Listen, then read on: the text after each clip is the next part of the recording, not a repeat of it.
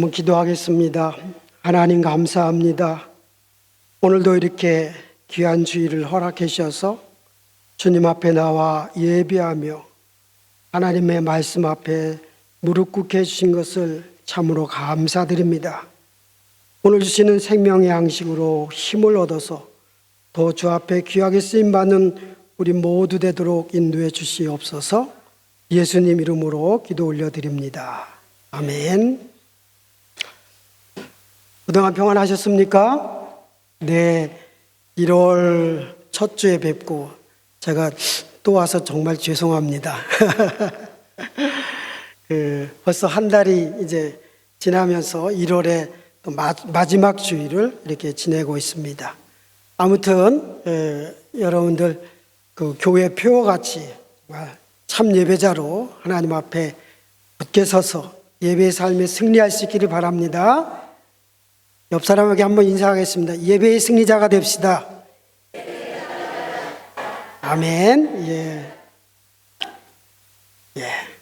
제가 오늘은 시집을 하나 가져왔습니다. 시집. 박두진 선생님의 그 시집인데, 오늘 설교 제목이 예수 앞에 무릎 꿇고라고 하는데, 이 시집의 제목은 폭양 앞에 무릎 꿇고 이렇게 되어 있습니다. 사실 제가 오늘은 좀 폭양하고는 전혀 거리가 먼 날씨네요. 제가 설교를 준비할 때는 야, 오늘 이렇게 덥지? 그러면서 시집을 한 권 가지고 시원한 그늘에서 읽었는데, 이 박두진 장로님의 이 기도시를 읽으면서 정말 이때야말로 기도해야 될 때구나 생각을 많이 했습니다. 나라를 위해서도 기도해야 될 때요, 교회를 위해서도 기도해야 될 때요, 정말 우리 무릎이 하나님 앞에 아름답게 꿇어지는 귀한 은혜가 있기를 간절히 소망합니다. 이 시집을 조금만 제가 읽어드리겠습니다. 우리들의 잘못을 기억하지 말으소서. 너무 아픈 채찍을 거두어 주소서. 이대로는 발걸음도 다 나갈 수 없는 너무 많은 죄의 덫을 두들겨 부셔 주소서. 이렇게 시작하면서 아마 이 시는 박두진 선생님이 1998년도인가 돌아가시면서 82세로 돌아가셨는데, 박두진 선생님이 80세에 쓴 시예요. 80세. 80의 나이에 제목은 폭양에 무릎 꿇고라고 그랬는데, 마음은 주님 앞에 무릎 꿇고 예수 앞에 무릎 꿇고 하나님 앞에 무릎 꿇고 주여 하면서 간절히 기도하는 그러한 시입니다. 시인이 폭양이라고 하는 그 시상에서 표현하고자 했던 것이 무엇이었을까 생각을 해봅니다. 그것은 바로 하나님이시죠. 절대자 하나님, 예수 그리스도. 그렇죠? 제가 왜 시집을 한 권을 가져왔냐면, 시와 성경은 공통점이 있습니다. 어떤 공통점이 있냐면은, 시는 작가의 직접적인 해석을 듣지 못하면 정말 이 뜻이 무엇일까 하는 것을 사실 잘 모릅니다.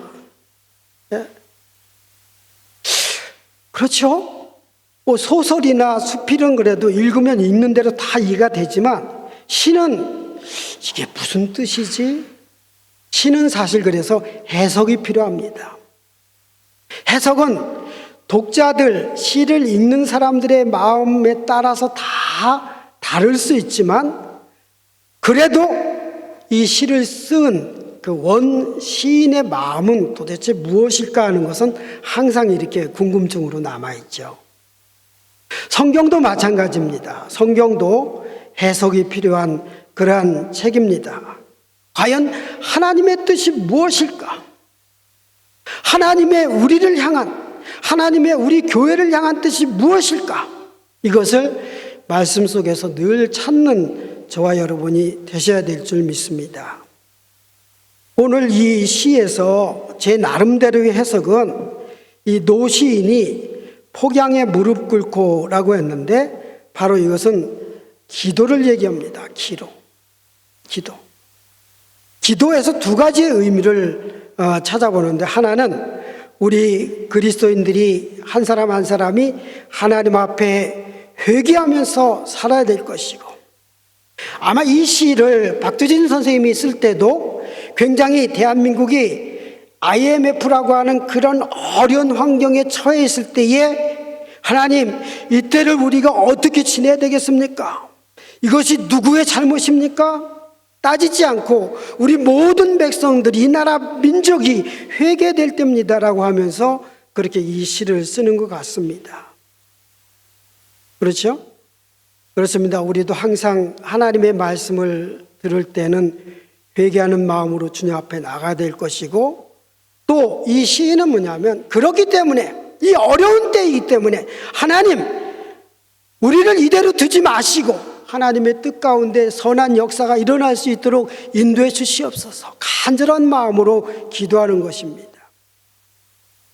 지금 갈보리 교회가 처한 지금 상황 속에서 저도 여러분들을 교회를 위해서 기도하지만, 당사자인 여러분들이 해야 될 가장 우선순위가 뭐겠습니까? 네?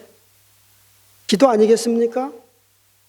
주님 앞에 무릎 꿇고 기도하는 것이 지금 우리에게 가장 급선무되는 것인 줄을 잘 깨닫고, 여러분, 정말 이렇게 새해 말씀드리는 것은, 새해는 더 기도하자, 새해는 더 참된 예배자로 서자, 새해는 더 하나님이 축복하시는 그런 교회로 우리가 세워나가자, 그렇게 기도하는 저와 여러분이 될 수 있기를 간절히 소망합니다. 사실 어느 교회를 막론하고 교회는 어쨌든 어려운 일이 언제든 있을 수 있습니다. 저희 교회라고 해서 어려운 일 없겠어요? 저희 같이 작은 교회도 어려움이 있습니다. 저 어제도 신방을 가서 한 서너 시간을 같이 있다 왔습니다. 어려운 얘기를 다 들어줘야 되고 같이 기도해야 되고 이렇게 얘기해요. 성도들 한 사람 한 사람의 개인적인 어려움도 있지만 교회 전체가 처해 있는 또 어려움도 있습니다. 여러분, 바울의 그 서신서들 보면은 고린도 교회에 얼마나 어려움이 많이 있었습니까? 고린도 교회요? 정말 누구 말대로 이런 교회였어요. 이런 교회. 교회 규모도 크고 사람도 많고 재능 있는 사람도 많고 은사를 가지고 또 참 많고 능력도 많고, 고린도 교회는 많은 은사와 능력을 가졌으면서도 무엇이 부족해서? 사랑이 부족해서 항상 교회가 시끄럽고 어려움이 많고 그랬습니다. 여러분, 또 보면은 빌립보 교회라는 데가 있죠.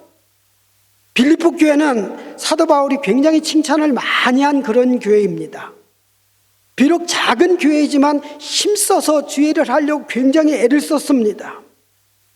헌신하는 그런 기쁨도 굉장히, 헌신하는 사람들도 많이 있었습니다. 문제는 뭐냐면 일을 안 하는 것이 아니라 일을 하는데, 하는 자가 없는 것이 아니라 헌신하는 자가 있는데도 불구하고 뭐가 없었냐면, 뭐가 부족해서 문제가 됐냐면 기쁨이 없었어요. 기쁨. 교회 안에서 우리가 일을 할 때 맡겨진 일, 오늘 주보에도 보니까 각 이제 재직회 부서별로 예배부, 교육부, 음악부, 재정부, 선교부, 봉사부 쭉 이렇게 맡겨진 일이 있습니다. 맡겨진 일 잘 감당할 수 있습니다. 문제는 뭐냐면 내가 할 수 있는 능력이 없어서가 아니라, 능력도 많고 뭣도 많은데 기쁨이 없다면 이건 큰 심각한 문제입니다. 그렇죠? 일을 안 하는 게 아니에요. 기쁨이 없어요. 그것이 빌립보 교회의 가장 큰 문제였습니다. 또 오늘 우리가 에베소 교회의 에베소서를 보는데, 에베소서는 어떤 문제가 있었냐면 에베소 교회야말로 참 신앙생활하기 가장 어려운 교회였습니다. 에베소라는 도시 자체가 이데아 여신이라고 하는 우상을 섬기는 도시 전체가 우상을 섬기는 그런 도시예요. 예? 도시 전체가 우상과 관계되지 않은 비즈니스를 하지 않으면 먹고 살 수 없는 그런 도시예요. 그런 도시에서 신앙생활한다? 쉽지 않습니다. 에베소 교회는 바로 이런 영주주의자 같은 이단 세력으로 인해서 강한 도전을 받고 있는 그런 어려움이 있었습니다. 여러분의 교회, 제가 우리 교회라고 그러면 좀 이상하겠죠. 우리 교회라고 할까요? 이 시간만큼이라도 그럽시다. 저도 여러분의 교회를 위해서 많이 기도합니다. 그러니까 이 시간만큼은 저도 좀 껴주세요. 네. 우리 갈보리 교회는 그래도 감사하고 또 감사해야 될 일이 참 많은 그런 교회입니다. 뭐 이런 얘기를 하면 제가 좀 죄송하지만 거의 20년 정도를 한 분 목사님이 담임으로 목회하면서 안으로는 어떤 일이 있었는지 저는 사실 아무것도 모릅니다. 또 밖으로도 갈보리 교회 하면 전혀 갈보리 교회의 이러쿵저러쿵 얘기가 저도 뉴질랜드에서 24년을 목회하면서 갈보리 교회에서 이러쿵저러쿵 얘기가 한 번도 흘러나오지가 않았어요. 그냥 평안한 교회, 성도들이 기쁨으로 일하는 교회, 하나님께 영광 올려드리는 교회, 날마다 이렇게 정말 참된 예배자로서 늘 서기를 원하는 교회. 저는 지난 1월 첫 주에 예배 드리고 가서 나무 십자가 성가대? 인원은 몇 분 안 되는데 왜 이렇게 목소리가 좋을까? 화음도 참 잘 되고 교회 구조가 교회 구조 때문에 화음이 잘 되는 것이 아니라 이 성가대의 실력이 아주 그냥 제 마음에 며칠 동안을 풍성하게 이렇게 울려주더라고요. 그래서 오늘도 역시 저도 좀 따라했습니다. 있는 보다 좀 따라했어요. 네. 원래 저는 목소리가 좀 안 좋아서 그런 거 좀 잘 못하는데 정말 은혜스럽게 잘 감당하고 있습니다. 사실 그래요. 저는 정말 갈보리 교회에서 세상 밖으로 나가면은 어디 카페 가서 커피 한 잔 마시려면 두려워요. 목사가 커피를 마시면서 누가 혹시 내 말을 오늘 말하면은 누가 듣는 사람 없을까? 여기서 어느 교회 권사님들 모여가지고 있잖아 저쩌나 이런 얘기하고 목사님 얘기하고 누구 얘기하고 주일날 예배 끝나고 근처에 카페 가보세요. 노쇼 쪽에 그런 얘기를 얼마든지 들어요. 근데 갈보리 교회에게는 한 번도 들어보지를 않았어요. 그러니 그만큼 우리가 축복 가운데 신앙생활을 했다라고 해도 조금도 틀림이 없는 줄 믿습니다. 그렇죠? 저는요 2000년에 처음 오클랜드에 와서 13개월밖에 목회를 못했어요. 노스코트에 있는 광명교회 개척하고 1년 1개월 하고 잘렸어요. 그래서 저 지방으로 내려간다면 좌천됐다고 그러잖아요. 지방으로 내려가서 13개월이 아니라 이제 13년 동안을 거기에서 있다가 다시 오클랜드에 있는 교회에서 청빙을 와서 왔는데 오클랜드에 교회 와가지고 또 2년 2개월 만에 또 제가 자진해서 사직서를 내고 지금 또 이제 새로 교회를 개척해서 올해가 딱 10년째 이렇게 목회를 합니다. 4번의 목회. 쉽지 않아요. 20년 동안 한 교회에서 목회를 하고 아무 이렇게 소리가 밖으로 흘러나지 않게 교회를 이렇게 여러분들이 신앙생활 한다? 사실 쉽지 않습니다. 어느 교회 얘기를 듣지만 갈보리 교회 얘기는 저는 한 번도 안 들었어요. 예? 그래서 정말 여러분들이 참 부럽고 또 감사하고, 야, 어떤 분들인가 궁금하기도 하고 그렇습니다. 우리 갈보리 교우 성도 여러분들, 목회자들도 성도들도 우리와 똑같이 해야 될 일이 있습니다. 우리의 이성, 우리의 감정, 우리의 욕망, 우리의 자존심, 이 모든 것들을 예수 앞에 무릎을 꿇고 내려놓고, 예수 십자가 앞에 내려놓고 예수 앞에, 그 십자가 앞에 무릎 꿇는 저와 여러분이 되셔야 될 줄 믿습니다.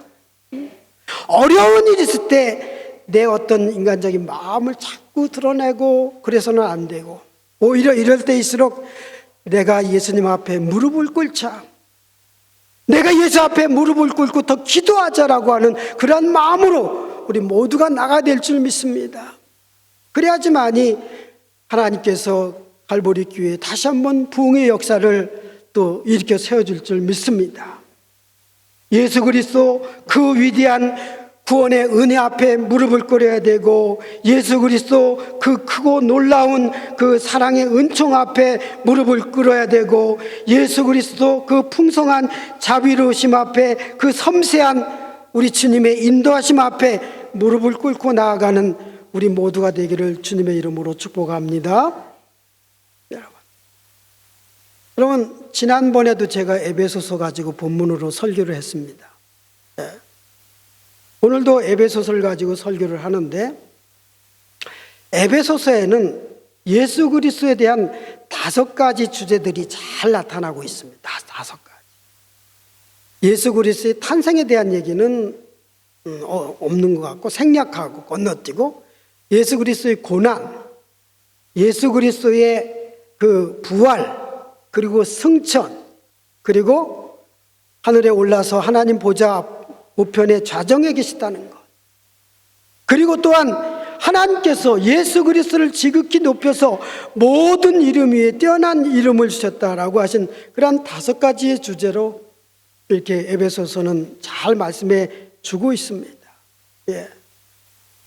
자, 그 바로 모든 이름 위에 뛰어난 그 이름 예수 앞에 무릎을 꿇자, 이런 이제 말씀이죠. 예, 무릎을 꿇자라는 말은 에베소서에 없지만, 예, 오늘 주 앞에 간구한다라는 것이 무릎 꿇는 것 아니겠습니까?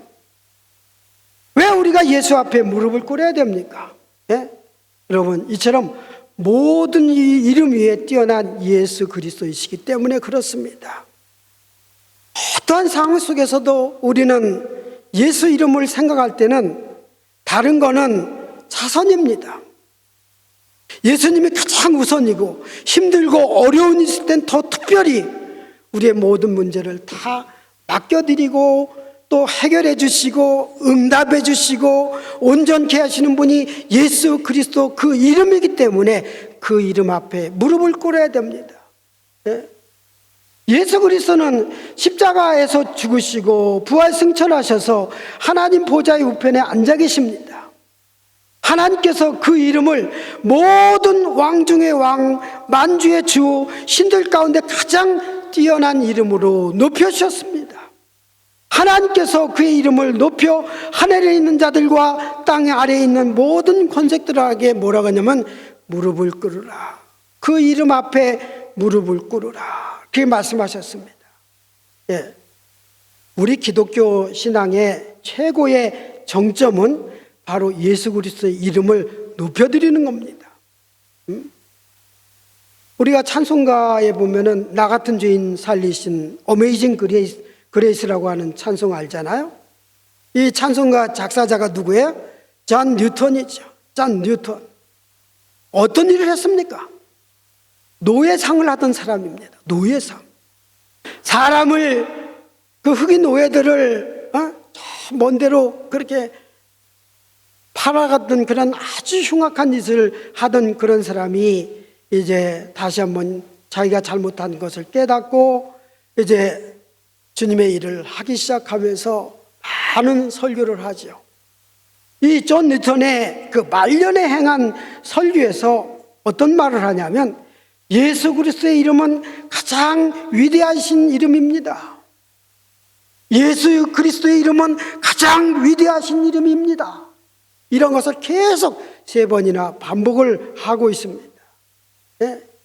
인간 같지도 않았던 자기 인생을 하나님께서 예수 그리스도를 통해서 살리셨으니 바로 그분 예수 그리스도 이름이 가장 자기에게 존귀하기 때문에 오늘 몸서리 칠 정도로 죄악 중에 있던 자기 자신을 용서해 주신 바로 예수 그리스도 때문에 그 사랑의 구렁텅이에서 자신을 건져내 주시고 새롭게 하신 분이 바로 예수 그리스도이기 때문에 예수 그리스도이시기 때문에 그 앞에 무릎을 꿇자 그림을 높이자 그렇게 말씀을 하고 있습니다. 그래서 우리가 신약 성경의 히브리서를 보면은 바로 예수 그리스도의 탁월성에 대해서 얘기를 하지 않습니까? 히브리서를 이제 1장 읽고 2장 읽고 3장 계속 읽다 보면 예수 그리스도는 누구보다 뛰어나고 한 표현이 계속 연속되고 있습니다.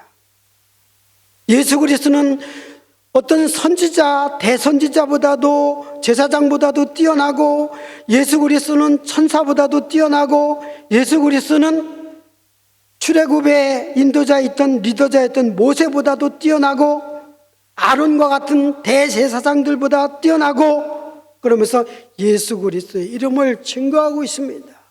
네. 여러분 우리도 왜 예수 앞에 무릎을 꿇어야 될지를 분명히 우리 마음속에 깨닫는 저와 여러분이 될 수 있기를 간절히 바랍니다. 네. 왜 내가 지금 기도해야 되나? 내가 왜 예수를 찾아야 되나? 왜 내가 예수 앞에 무릎을 꿇어야 되나? 그 이유를 분명히 찾아야지 우리 갈보리 교회가 다시 한번 부흥의 기로에서 힘차게 달려나갈 수 있는 줄 믿습니다. 또 묻습니다. 왜 우리가 예수 앞에 무릎을 꿇어야 될까?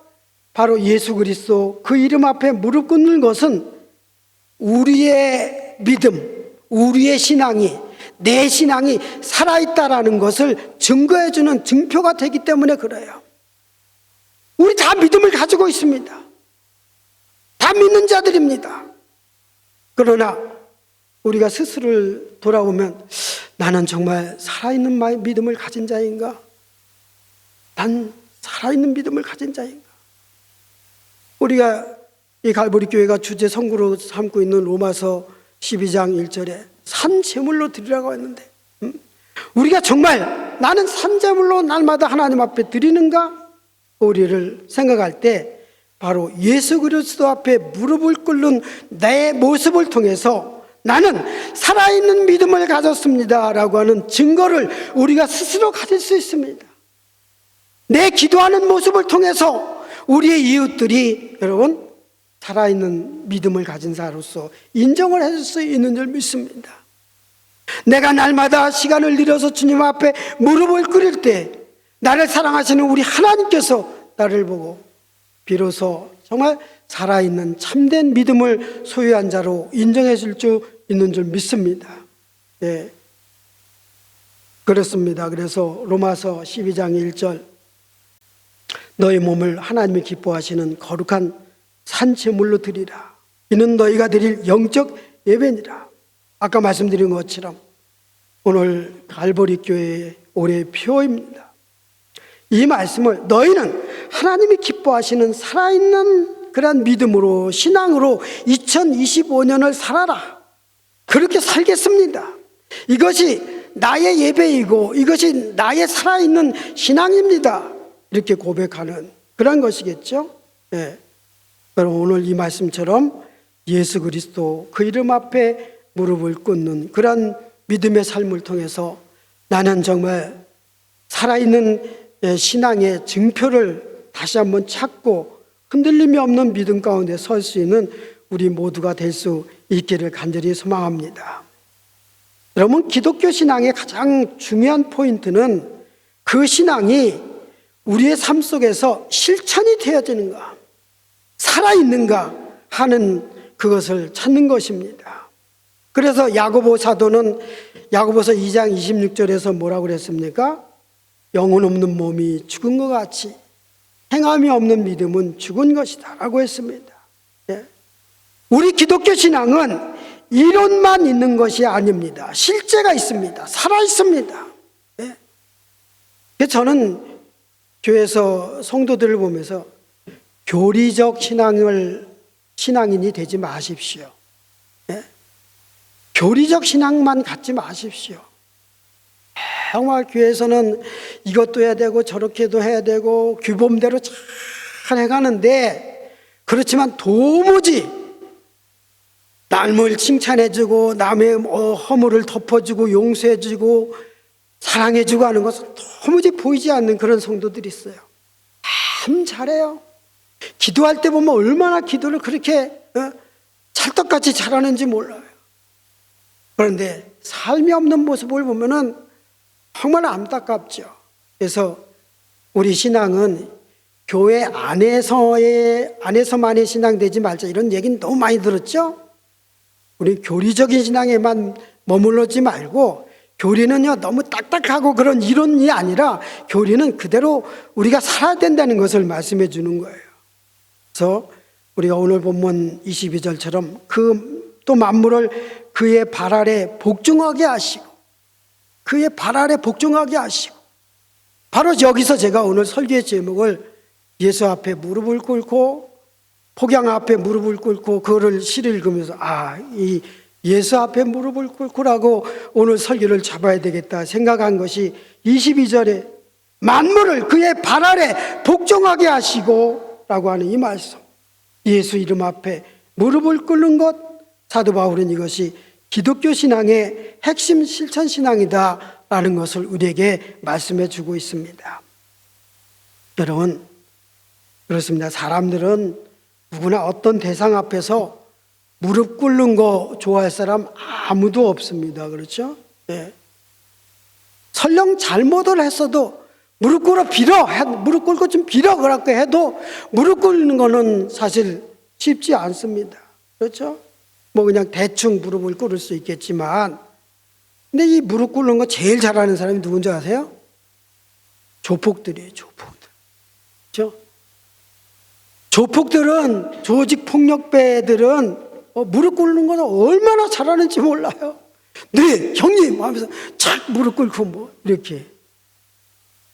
그렇게 무릎 꿇자는 것이 아니고, 또 잘하는 사람들이 로마 가톨릭 교도들입니다.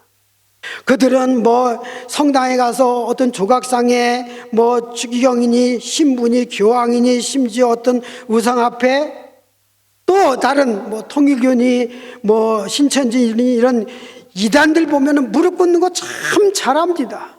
네. 무릎 꿇는 거, 그런데 그런 사람들 같이 무릎 꿇어서는 안 됩니다. 저는 교회에서도 가끔 목사님들이, 목회자들이 뭐 교인들한테 충성 맹세를 서약을 하라고 무릎을 꿇고 뭐 자기 앞에 뭐라고 하는데, 만약에 목사가 성도들을 향해서 내 앞에 무릎 꿇고 뭘 하라 그러면 저는 그런 목사 섬기라고, 그런 교회 다니진다고 합니다. 그런 사람은 떠나도 하나님이 뭐라고 안 하십니다. 네? 전혀 기독교 신앙하고 거리가 멉니다. 네? 목사, 성도들에게 얘기할 수 있는 것은, 집사님, 저와 같이 우리 주님 앞에 무릎을 꿇읍시다. 이렇게 해야지. 네? 성도를 향해서 나한테 무릎 꿇어, 충성 맹세해, 이렇게 해가지고는 이건 기독교 신앙하고 정말 거리가 멉니다. 그렇죠? 우리는 정말 이렇게 뭐라고 해도 우리는 예수 앞에 무릎을 꿇고 기도하며 헌신하며 나아가기를 꿈꾸는 우리 모두가 되어야 될 줄 믿습니다. 다시 한번 부흥을 꿈꾸는 우리 갈보리 교회 성도 여러분들, 선교와 전도가 무엇입니까? 예? 예수의 이름을 선포함으로써 사람들이 예수 앞에 무릎을 꿇고 경배하도록 만드는 것이 선교 아니겠습니까? 그것이 전도 아니겠습니까? 예? 우리 갈보리 교회의 올해가 참된 예배자로 서길 원합니다 했는데, 여러분들 예배가 뭡니까? 예배가 뭐예요 도대체? 예배가 뭐길래 그 앞에다가 참된 예배자라고 하는 그런 참된이라고 하는 표현을 다시 강조해서 말씀을 하고 있습니까? 우리의 모든 것 되시는 주 하나님 앞에 무릎을 꿇고 그를 경배하며 높여드리는 우리 인생의 가장 가치 있는 행위, 그것이 바로 예배라고 하는 사실을 우리가 알기 때문에 그렇지 않습니까? 그래서 예배를 어떻게 워십이라고 하죠. 워십의 의미가 뭐예요? 가장 가치 있는 어떤 관계를 얘기하는 거죠. 하나님과 나 사이에 가장 가치 있는 것, 그것이 하나님께를 경배해드리고 또 높여드리는 것, 그것이 바로 워십입니다. 제가 새로 오신 신자들하고 상담할 때 어떤 분과 이런 대화를 한 적이 있습니다. 제가 물었습니다.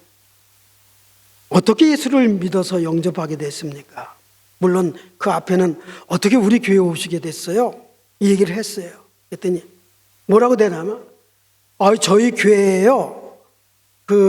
지금 이 교회 다니시는 장로님이 계신데 다 직장 생활을 하면서 저 장로님은 교회를 다닌다고 하는데 어떤 교회, 어느 교회를 다니시는 걸까? 저 장로님이 다니는 교회 나도 한번 다니고 싶다 생각이 돼서 그 교회로 왔다는 거예요. 그러면서 어느 날 회사에서는 이제 부장님입니다. 부장님, 저 부장님네 교회 좀 저도 한번 다니면 안 돼요? 그래, 돼. 왜 안 돼? 네? 그래서 같이 왔다는 거예요. 그래서 이제 그 얘기는 제가 이미 들었으니까 그건 묻지 않고 이제 얼마 있다가 어떻게 예수를 믿어서 영접하게 되었습니까? 라고 이렇게 질문하니까 사실은 제가 기독교에 대해서 그렇게 호감을 갖지 못했었는데 회사에서도 그렇고 사회에서도 보고 세상에서도 보면은 예수 믿는 사람들 중에 굉장히 훌륭한 사람들이 많더라고요. 예? 나보다 공부 더 많이 했으면서도, 나보다 세상적인 지위가 더 높으면서도, 나보다 돈을 더 많은 그런 부자이면서도 그 사람은 예수를 믿는다? 그렇죠? 나보다 모든 것이 다 탁월한 사람인데 저 사람이 예수를 믿는다? 이유가 뭘까? 나도 한번 그 예수를 믿어볼까? 그렇게 얘기하는 거죠. 그래서 얘기를 합니다. 정근모 박사님 얘기를 해요.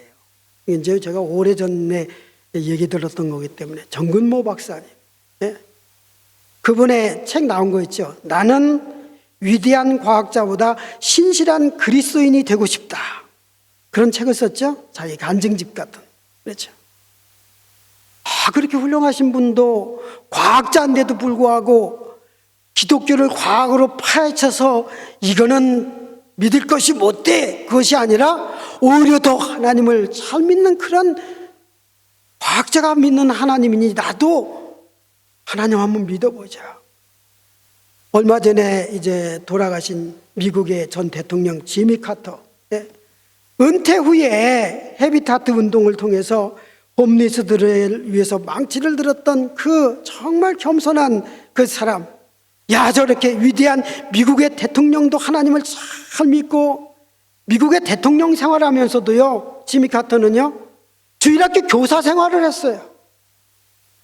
어느 날 그냥 워싱턴에 폭설이 내렸든지 한번 내렸는데도 지미 카터가 성경책을 들고 무릎까지 빠지는 눈을 헤쳐가면서 교회를 가는 사진이 신문에 났어요. 주일학교 교사 일을 하기 위해서.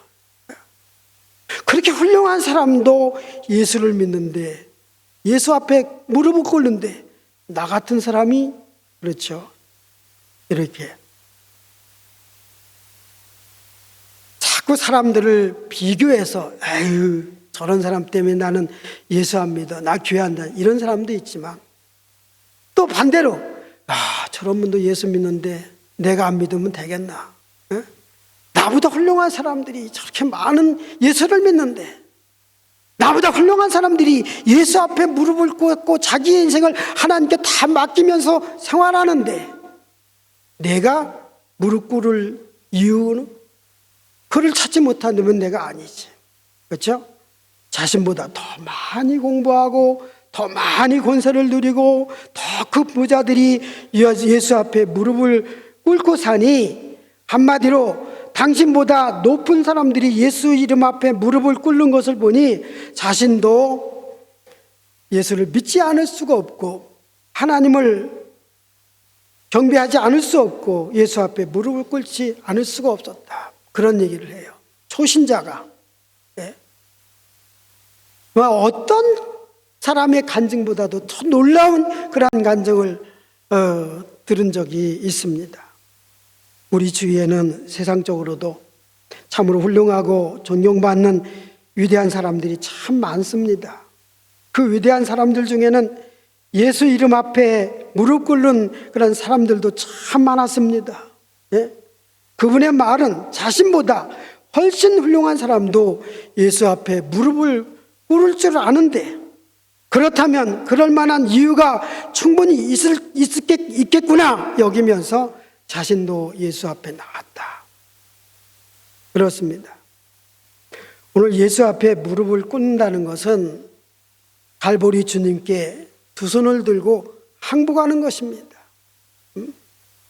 오늘 여러분들 교회 안에 뭐 악유하는 것이 있습니까? 뭐 때문에 마음 상한 것이 있습니까? 예수 앞에 무릎을 꿇는다는 것은 모든 것을 주님 앞에서 항복하고 두 손 들고 이제 주님 뜻대로 하겠습니다. 주님 말씀하십시오. 주님 인도하시는 대로 가겠습니다. 순종하여 나가겠습니다. 그렇게 항복하는 것입니다.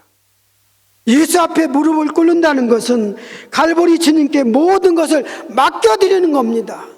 여러분들 정말 이제 뭐 담임 목사님 청빙이 됐다고 하는데 또 절차도 있고 또 여러 가지 어려운 일이 있어요.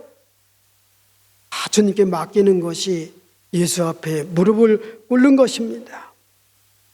또 예수 앞에 무릎을 꿇는 것은 갈보리 주님께 충성을 다짐하고, 정말 이제 빈자리가 많구나, 일손이 많이 필요하겠구나, 이제 내가 어디서 헌신할지를 바로 알아서 주님 앞에 더욱더 충성을 다짐하는 것이 바로 예수 앞에 무릎을 꿇는 것인 줄 믿습니다. 예, 예수 앞에 무릎 꿇는 것의 가장 큰 의미는 아까 말씀드린 것처럼 기도입니다. 기도. 예? 기도. 저는 우리 교회에서 153 기도라는 것을 합니다. 153 기도. 뭐냐면 나 한 사람이 5사람을 위해서, 한 분, 두 분, 세 분, 네 분, 5분. 예. 오늘 찬양하시는 분 그 웃는 모습이 참 예쁘시더라고요. 근데 이렇게 저 한 사람이 매일이에요, 매일. 저는 그래서 아침에는 내 기도를 위해서 하지 마시고요, 다른 사람을 위해서 기도하십시오, 이렇게 얘기를 해요. 아침에 15분 기도를 하는데 나 한 사람이 5사람을 위해서 3분씩, 그래서 뭐 성경에 있는 것도 아니에요, 그냥. 그래서 153 기도 운동이라고 그래서 그렇게 매일 5사람을 위해서 기도하고 또 한 주간을 그렇게 기도하는 거예요. 그리고 다음 주엔 또 뒷줄에 계신 5사람을 위해서 또 한 주간 또 기도하고, 그래서 매일 그렇게 기도의 네트워크를 이루어서 기도하다 보면 하루에 나를 위해서 기도하시는 사람이 30명이 될 수도 있고 50명이 될 수도 있고 그래요. 나를 위해서 기도하시는 분이 얼마나 귀한 축복입니까? 특별히 이렇게 교회적으로 어려움이 있을 때 교회를 위해서도 주님 앞에 무릎을 꿇어야 되지만, 삶이 곤고하고 힘들 때 나만 힘든 것이 아니에요. 내 이웃은 말 못할 정도로 더 어려울 수 있습니다. 그래서 우리 주변을 위해서 같이 기도하고 우리 나라와 민족을 위해서도 기도하면서 우리에게 맡겨진 이 기도의 사명을 잘 감당할 수 있는 우리 모두 되기를 주님의 이름으로 축복합니다. 아멘. 하나님 아버지 감사합니다. 오늘도 귀한 말씀을 우리에게 허락해 주셔서 감사드립니다. 우리 갈보리 교회에 지금 당장 필요한 것이 바로 기도인 줄 압니다. 하나님, 우리로 하여금 기도의 사람으로 다시 한번 세워주시옵소서. 교회를 위해서 예수 앞에 무릎을 꿇고 또 내 이웃을 위해서 예수 앞에 무릎을 꿇고 우리 교회의 앞날을 위해서 예수 앞에 무릎을 꿇는 우리 모두가 되도록 인도해 주시옵소서. 예수님 이름으로 기도 올려드립니다. 아멘.